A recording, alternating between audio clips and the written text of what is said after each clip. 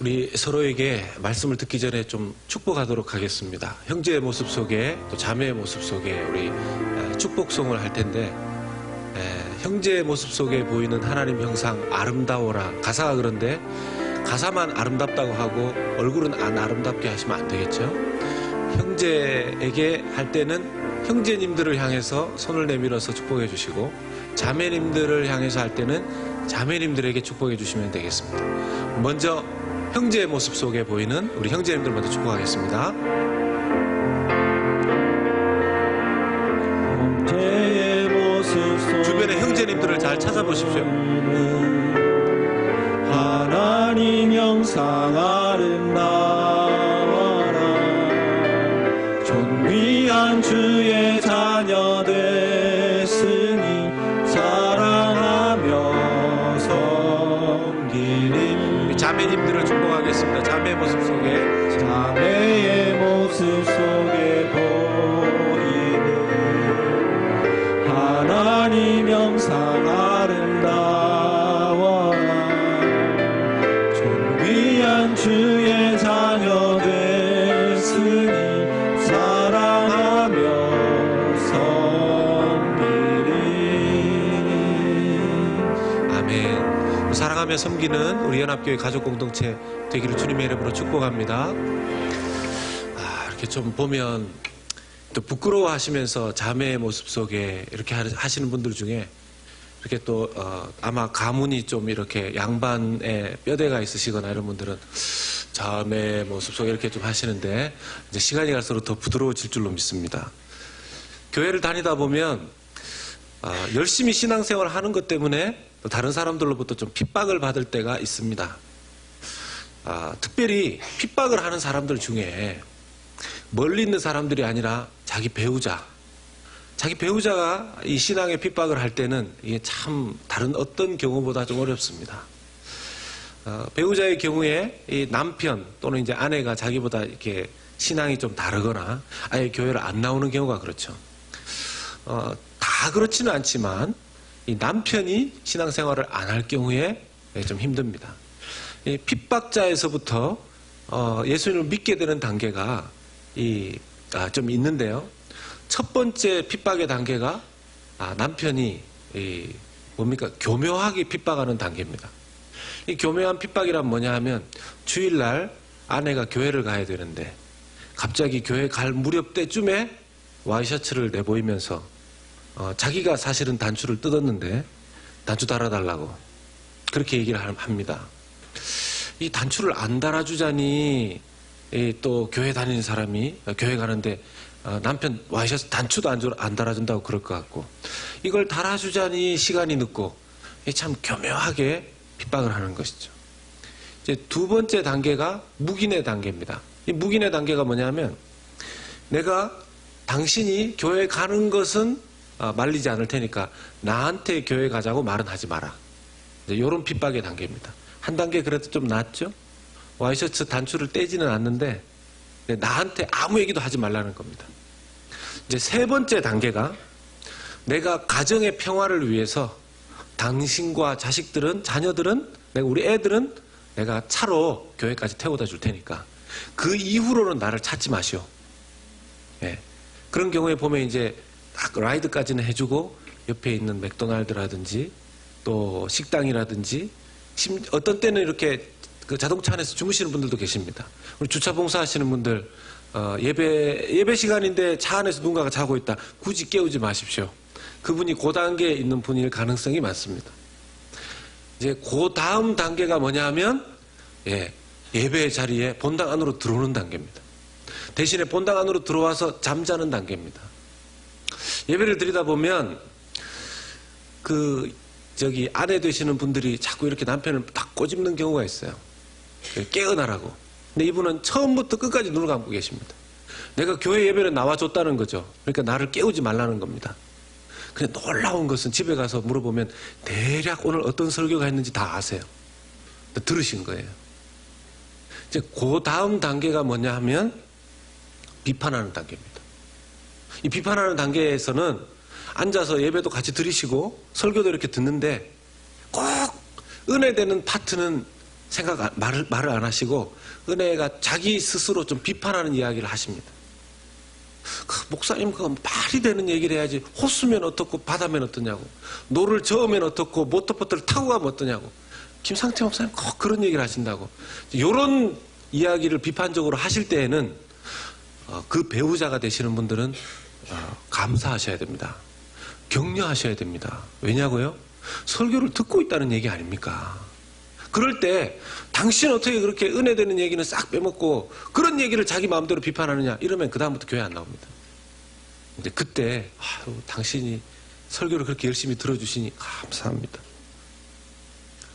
계속해서 하여튼 계속 들어주시기 바랍니다. 그게 한 5단계쯤 됩니다. 6번째 단계는요, 은혜를 받는 단계입니다. 은혜를 받는 단계. 이제 그 단계쯤 가면 말씀을 이렇게 경청을 하고 듣게 되죠. 마지막 7번째 단계가 주님께 헌신하는 단계입니다. 근데 이 7가지의 단계를 거치는데 어떤 사람은 10년, 20년, 30년이 걸리고, 어떤 사람은 1년, 2년, 3년이 걸리고, 어떤 사람은 40년, 50년, 60년이 걸린다는 거 아니겠습니까? 여기 계신 분들 중에서 혹시 배우자의 손에 붙잡혀서 오신 분들 중에, 아니면 배우자가 아니라도 자기가 어느 정도 단계에 걸려 있는지 생각해 보시고 시간을 앞당기셔서 7번째 단계까지 빨리 가실 수 있는 여러분들이 되시기를 주님의 이름으로 부탁드립니다. 오늘 말씀에 보면 예수님의 말씀을 듣고 예수님께서 일으켜 주시는 그 기적 때문에 처음 단계로 이제 예수님께 나온 사람들이 있습니다. 오병이어의 기적을 맛본 사람들이죠. 이 사람들이 예수님께 좋은 하나님의 말씀도 듣고, 그리고 배가 고팠던 그때쯤에 갑자기 어디선가 빵을 막 떼어주고 빵을 나눠주는 사람이 빵을 자기에게 주는데 배부르게까지 먹고, 물고기까지 자기에게 주는데 그 물고기까지 배부르게 먹었습니다. 주변에 돌아보니까 자기만이 아니라 거의 10,000명 이상이 모였는데, 여러분 성경에 보면 5,000명의 장년들이 먹었다고 되어 있거든요. 그때 당시에 자매님들에게 죄송하지만 여성들은 카운트를 하지 않았습니다. 카운트하지 않았던 어린애들과 여성들을 합치면 좋게 10,000명은 넘었을 텐데, 그 사람들에게 예수님께서 먹을 걸 다 나누어 주신 거죠. 이 기적 같은 놀라운 마술 같은 이야기를 듣고 보니 예수님이라는 분이 말씀도 잘 전하시는 분일 뿐만 아니라 기적까지 행하시는 능력이 있으신 분이라는 걸 이 무리들이 알게 된 겁니다. 예수님을 쫓고 따르는 그런 마음들이 많이 생겼죠. 예수님이 그 바다로 불리는 호수를 건너서 가버나움으로 가셨는데 이 사람들도 같이 배를 타고 쫓아옵니다. 어떻게 보면 믿음 있는 사람인 것처럼 보일 수 있겠지만 예수님께서는 예수님께 나온 사람들의 마음의 중심, 동기를 꿰뚫어 보셨습니다. 너희들이 나에게 온 이유는 지금 나를 믿기 위해서, 내가 메시아라고 해서, 내가 하나님의 아들이라고 해서 온 것이 아니고, 내가 너희들에게 나누어준 그 떡을 먹고 배가 불러서 온 것이다. 그러니 또 너희들은 나에게 무엇인가가 나올 것을 기다리고 있구나. 이런 중심에 꿰뚫고 보시는 부분들이 있으셨습니다. 6장 26절의 말씀에 너희가 나를 찾는 까닭은 표적을 본 까닭이 아니요 떡을 먹고 배부른 까닭이로다. 여기 표적이 뭐냐 하면 쉬운 말로 하면 사인입니다. 사인. 예수님께서 하나님의 말씀을 전하시고 예수님께서 거기에 있는 그 많은 사람들을 먹이신 걸 보면 뭔가 이 사람들이 단순한 이스라엘에서 율법을 잘 풀어서 설명하시는 그런 선생님 정도로 생각하면 안 되는 것이었죠. 랍비 정도의 수준으로 생각하면 안 되는 것이었습니다. 그런데 이 사람들에게는 도무지 그런 사인으로 보지 않았습니다. 여러분 보십시오. 그 이전 이스라엘의 역사 속에서 많은 사람들에게 예상하지 못할 그런 상황에서 먹을 것이 주어진 적이 있었습니다. 언제였습니까? 성경을 읽으신 분들은 아시겠지만 유대 백성들의 이전 애굽에서 나올 때, 탈출할 때, 애굽에서 노예 신분으로 살아갈 때 그들이 광야를 지나면서 그 수많은 무리들, 얼마나 많은 사람들을 학자들이 추정하기를 약 200만 정도라고 봅니다. 200만 명 정도. 그 200만 명을 그 광야의 사막 같은 지역을 지나면서 어떻게 먹일 수 있었을까요? 근데 어느 날부터 하나님께서 하늘에서 만나를 내리셔서 그들로 하여금 매일 먹을 수 있게 하셨습니다. 놀라운 기적이죠. 40년을 그렇게 하셨습니다.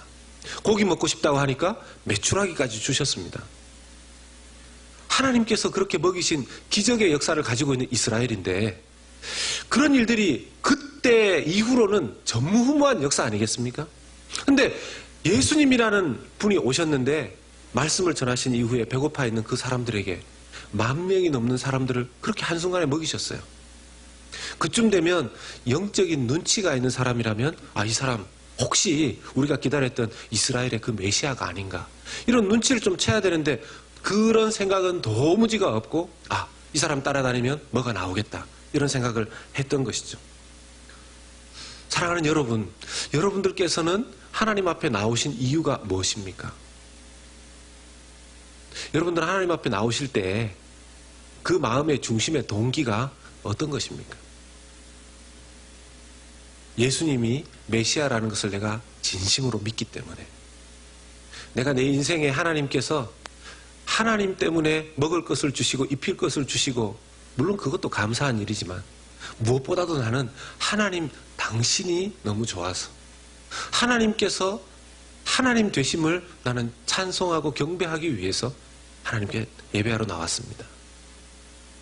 아니면 뭐 그런 부분들도 좀 있지만, 좀 나오면 내가 하나님께 잘 보이면 이 세상에서 좀 복도 받고 그렇게 살지 않을까 싶어서 좀 이렇게 나왔습니다.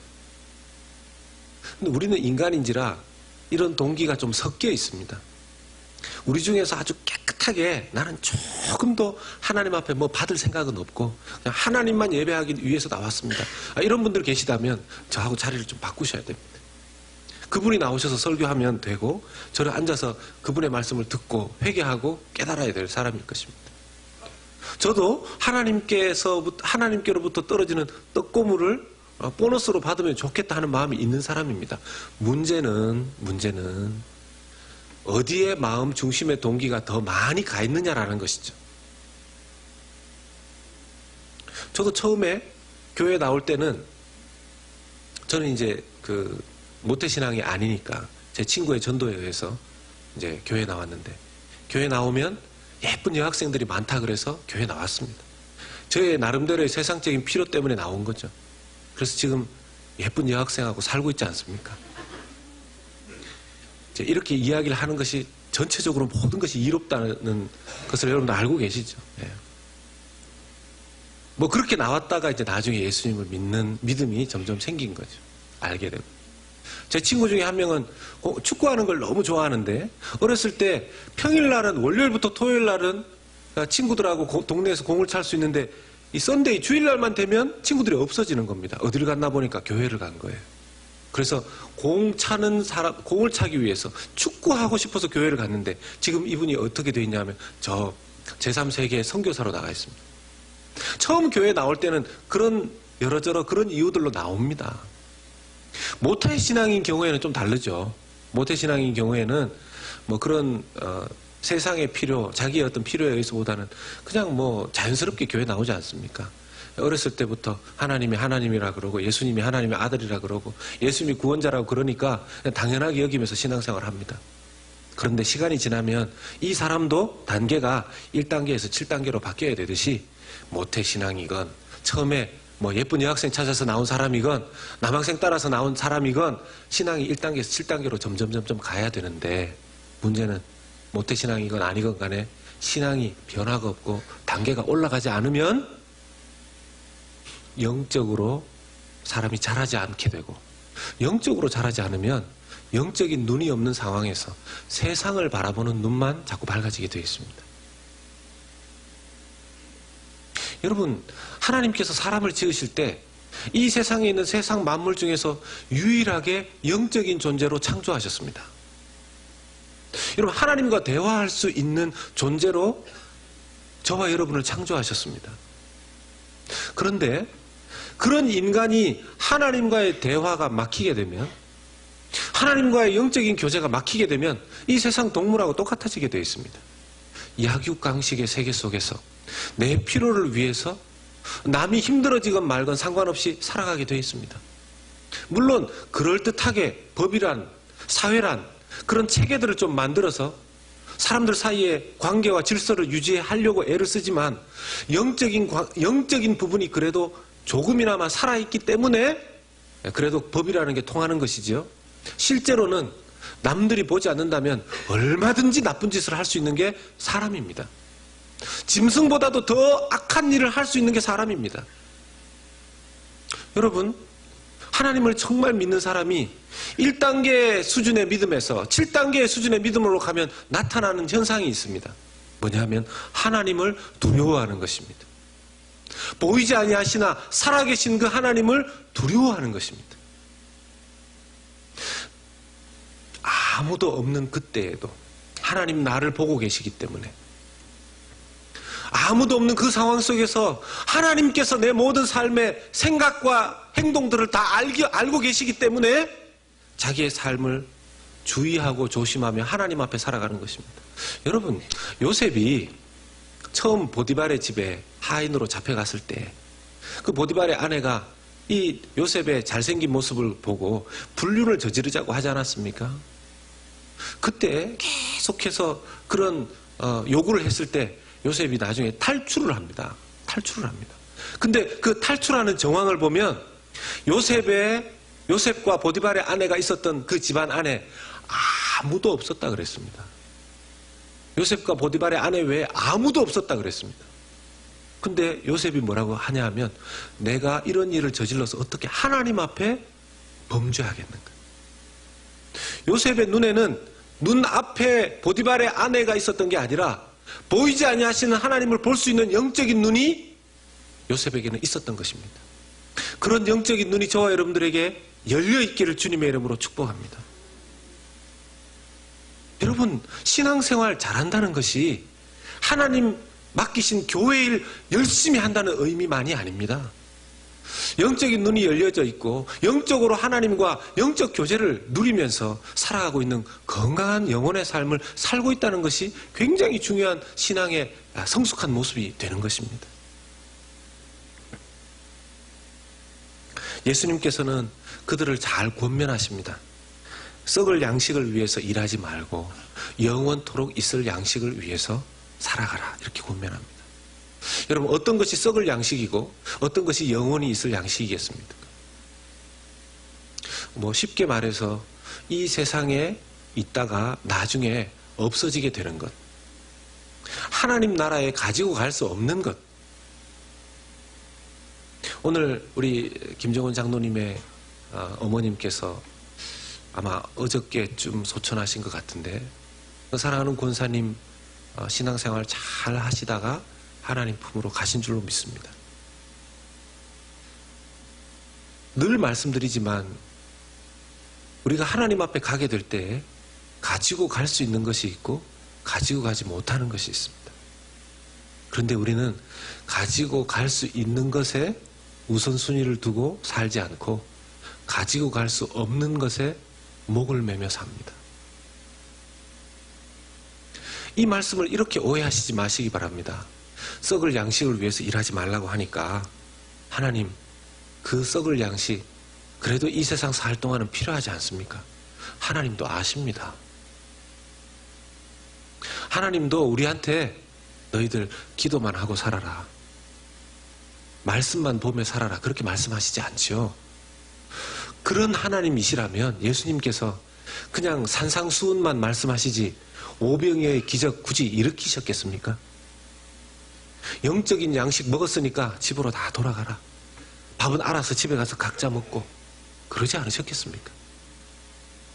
배고파하는 그 무리들을 보고 예수님께서 안타깝게 보시면서 그분의 마음속에 컴패션이 생겨서 오병이어의 떡을 만드시고 물고기를 만드시는 그런 기적을 일으켜주신 거 아닙니까? 예수님은 우리에게 육의 양식이 필요한 것도 아십니다. 문제는 저 말씀 속에는 무엇을 먼저, 무엇이 중요한지, 무엇이 우선인지 그것부터 먼저 생각하면서 살아가라는 것이죠. 우리 부모님들이 자녀들이 학교에 갔다 돌아오면 부모님들이 자주 하는 잔소리가 어떤 것입니까? 숙제부터 하고 놀아라. 숙제부터 하고 게임해라. 또 배고파하는 애들 있으면 밥부터 먹고 놀아라. 마음대로 해라. 뭐가 중요하다는 겁니까? 예, 중요한 것부터 먼저 시키는 겁니다. 밥 먹지 말라는, 놀지 말라는 게 아니라, 게임하지 말라는 게 아니라, 먼저 중요한 것부터 하고 나서 그 다음 걸 하라는 거죠. 하나님께서 우리에게 말씀하시는 게 뭡니까? 영혼부터 먼저 챙기고, 영혼부터, 너의 영혼을 관리하는 일부터 늘 먼저 하라는 것입니다. 여러분, 하루를 시작할 때 무엇부터 먼저 하십니까? 아침에 일어나서 이렇게 눈곱 떼고 이렇게 커피 한잔 하시면서 신문 펼쳐보십니까? 여러분, 신문에 나 있는 거는요, 다 지나간 소식입니다. 여러분, 신문에 나 있는 지나간 소식 보는 거 필요하죠. 그런데 신문에 나 있는 지나간 소식 중에서 앞으로 예측하지 못할 것들도 정말 많습니다. 앞으로 일어날 일을 책임지시고, 앞으로 일어날 일을, 어떤 일이 일어나건 우리를 인도하시는 분은 누구십니까?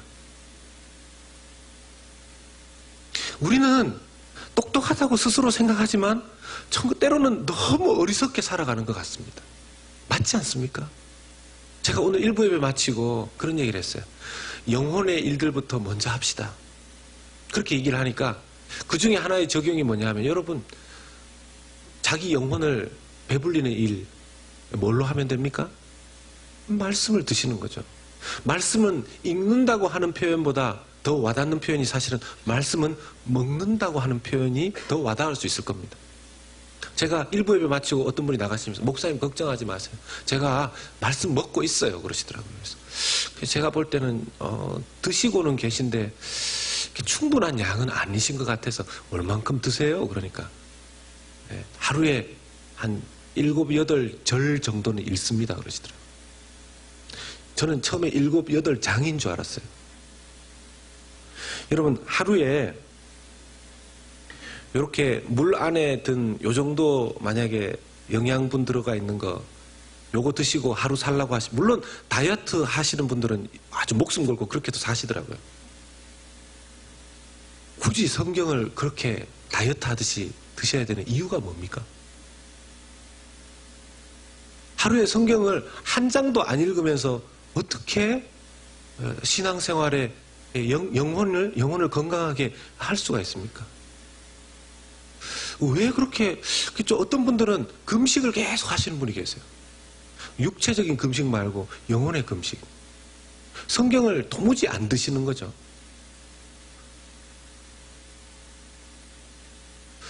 제가 그분하고 한참을 얘기하다가, 집사님, 오늘부터는 꼭 성경을 하루에 한 장 이상은 읽읍시다. 그러니까, 목사님, 한 장은 내가 가능하다고 그러셨어요. 일주일 후에 검사하기로 했습니다. 여러분, 여러분들의 영적 건강을 위해서, 영혼의 건강을 위해서 성경을 하루에, 저는 이 한 장, 원래 여러분 그냥 하루에 삼시세끼 아닙니까? 요즘은 뭐 영양분도 많고 그래서 하루에 2끼 드십니다. 이런 분들도 계시긴 한데, 그래도 우리가 기본적으로 하루에 삼시세끼 아닙니까? 하루에 3장 정도는 드셔야죠. 아무도 아멘을 안 하시겠다는 거는 계속 뭐 굶으시거나 주일날 와서 폭식하시는 분들이 계시죠. 주일날 와서. 네.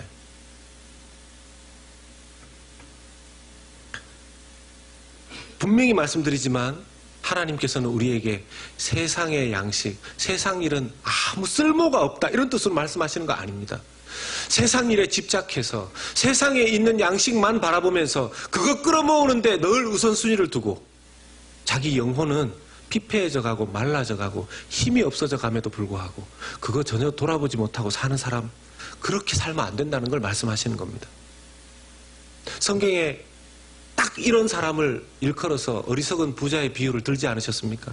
누가복음 12장을 보면, 또 비유로 그들에게 말하여 이르시되 한 부자가 그 밭에 소출이 풍성하매 심중에 생각하여 이르되 내가 곡식 쌓아둘 곳이 없으니 어찌할까 하고, 또 이르되 내가 이렇게 하리라, 이 작은 곡간은 헐고 더 크게 짓고 내 모든 곡식과 물건을 거기에 쌓아두리라. 또 내가 내 영혼에게 이르되 영혼아 여러 해 쓸 물건을 많이 쌓아두었으니 평안히 쉬고 먹고 마시고 즐거워하자 하리라 하되 하나님은 이르시되 어리석은 자여 오늘 밤에 내 영혼을 도로 찾으리니 그러면 내 준비한 것이 누구의 것이 되겠느냐 하느니라. 여러분 올 때 순서는 있어도 갈 때 순서가 정해져 있지 않다고 하지 않습니까? 저하고 교제하던 LA에 계시던 올해 45, 6 되시는 집사님이 내일 골프 치러 가는 약속도 되어 있었는데 그분은 신앙생활 잘 하시던 분이에요. 학교도 정말 아이빌리그 좋은 데 나오셨어요. 근데 심장마비로 화장실에서 돌아가셨어요. 물론 하나님은 뜻이 있으셔서 그분을 그렇게 데리고 가신 것이지만 그분이 그날 그런 모습으로 그렇게 떠날 줄 본인이 알았겠습니까? 여러분 영혼의 준비를 평상시에 잘 하신 분은 언제 어느 때 떠나더라도 후회가 없는 줄로 믿습니다.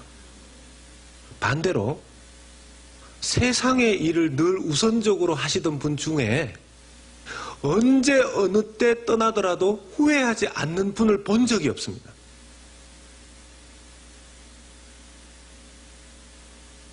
세상을 떠나게 될 때 사형선고처럼 얼마 남지 않은 그 시간 속에서 세상 일만 우선적으로 살았던 그분들이 하시는 후회가 왜 내가 내 영혼을 더 돌보지 않았던가, 영적인 일에 내가 더 왜 우선순위를 두지 않았던가, 그것이 제일 큰 후회 아닙니까? 혹시 여러분 이제 얼마 남지 않은 인생을 사시는 그런 사형선고를 받은 분이 이렇게 아프고 의사가 이제 6개월 남았다고 얘기할 줄 알았으면 그냥 미친 듯이 돈을 더 벌었어야 되는데 그런 분 보셨습니까? 주님께서 우리에게 말씀하시는 것은 바로 그런 부분입니다. 영혼을 더 신경 쓰라는 것이죠. 주님을 위해서 살면 모든 것을 포기해야 되는 것처럼 그렇게 오해하지 마십시오. 주님께서 마태복음 6장 33절의 말씀처럼 먼저 주님의 나라의 의와 주님의 나라와 그 의를 구하라. 하나님의 나라 먼저 first 그것부터 먼저 하라는 거죠. 그런 설명을 예수님께서 해주시니까 이분들이 묻습니다. 하나님의 일이 뭡니까? 요한복음 6장 오늘 본문 28절에 그들이 묻되 우리가 어떻게 하여야 하나님의 일을 하오리까? 약간 동문서답이죠. 하나님 일이 뭡니까? 하나님 일이 뭡니까? 여러분 하나님의 일이 무엇입니까? 하나님과 관련된 일이 하나님 일입니까? 많은 사람들이 하나님의 일을 자꾸 착각합니다. 교회에 와서 하는 일이 모두 다 하나님의 일입니까?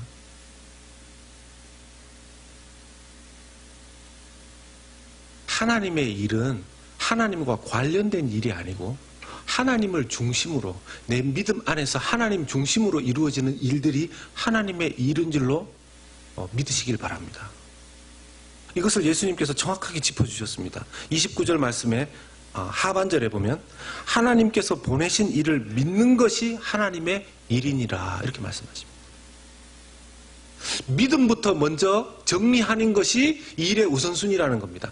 바른 믿음부터 가지면 하나님의 일은 자동으로 된다는 거예요. 바른 믿음을 가지면. 여러분 바른 믿음을 안 가지면요, 바른 믿음을 안 가지면 성경에서 야고보 사도는 그렇게 얘기하죠. 죽은 믿음을 가지면 하나님의 일이 할 수가 없는 거죠. 여러분 죽은 믿음, 바르지 않은 믿음을 말하는 겁니다. 잘못된 믿음은 하나님의 일이 그 사람을 통해서 나오지 않는 겁니다. 만약 그분이 바른 믿음만 가지고 있다면 그 사람은 자동적으로 하나님의 일을 하게 돼 있습니다.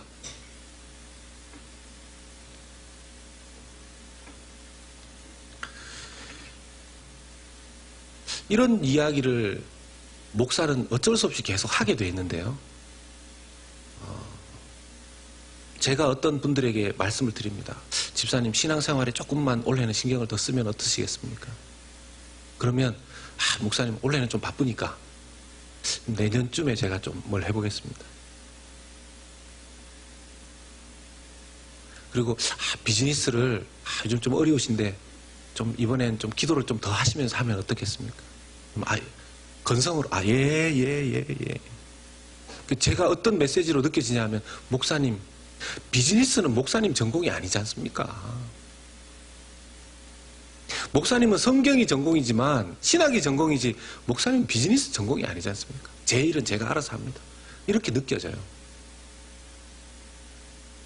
여러분, 자녀들에게 부모님들이 청소년기 때 공부 안 하고 다 놀고 이러면 잔소리를 좀 하시죠. 야, 너 좀 공부 좀 해야 돼. 너 금방 대학 가. 너 금방 뭐 해야 돼. 공부 좀 해. 그러면 애들이 좀 이제 머리 크면, 엄마는 내가 애인 줄 아나. 내가 애인 줄 아나 봐. 다 알아서 한다고.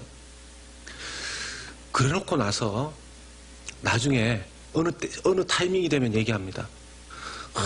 부모님이 내가 그때 좀 더 공부를 열심히 하게, 정신 차리도록 잔소리도 좀 더 세게 해주셨어야지. 그러면요, 막 뚜껑이 열리는 정도가 아니라 막 뒷골이 막 그러다가 쓰러지는 분들 계실 거예요. 근데 하나님 앞에서 똑같은 모습을 우리가 가진다는 거 아닙니까? 하나님이 그렇게 하면 안 돼. 지금 네 나이에 더 중요한 게 있어. 지금 너의 인생에 영적인 것을 정말 신경 써야 돼. 하루라도 젊었을 때 너 나와 가까이 해야 돼. 지금 비즈니스 그래 좋아. 비즈니스 내가 너를 도와줄 테니까 나와 함께 하자. 이렇게 이야기하는데, 심지어는 하나님, 제가 뭐 신앙생활 안 하는 것도 아니고 뭐 교회도 나가고 하니까 제가 이번에는 돈 좀 일단 벌어 놓겠습니다. 그러면서 자기가 결정한 그 일에 집중을 합니다. 그러다가 어려워지고 나서 뭐라고 말씀하십니까? 뭐라고 안 해보셨습니까? 하나님, 왜 그때 저를 말리지 않으셨습니까? 하나님도 진짜 이렇게 머리가 있으시면 뒷골이 땡기실 거예요. 하나님, 왜 그때 말리지 않으셨습니까? 제가 그때 기도하지 않았습니까? 이 사람 만나도 되는지, 이 사업 해도 되는지. 근데 하나님이, 그때 내가 하지 말라고 그랬는데, 그때 좀 이거 안 했으면 좋겠다고 내가. 너 안 믿는 사람하고 지금 그거 하지 말라고 내가 그랬는데, 너 좀 더 기도해보고 결정했으면 내가 그렇게 좀 했는데. 우리가 인생을 그렇게 삽니다. 그러니까 여기 나와 있는 그 예수님 쫓았던 무리들과 우리의 모습이 별반 다르지 않습니다. 별반 다르지 않습니다.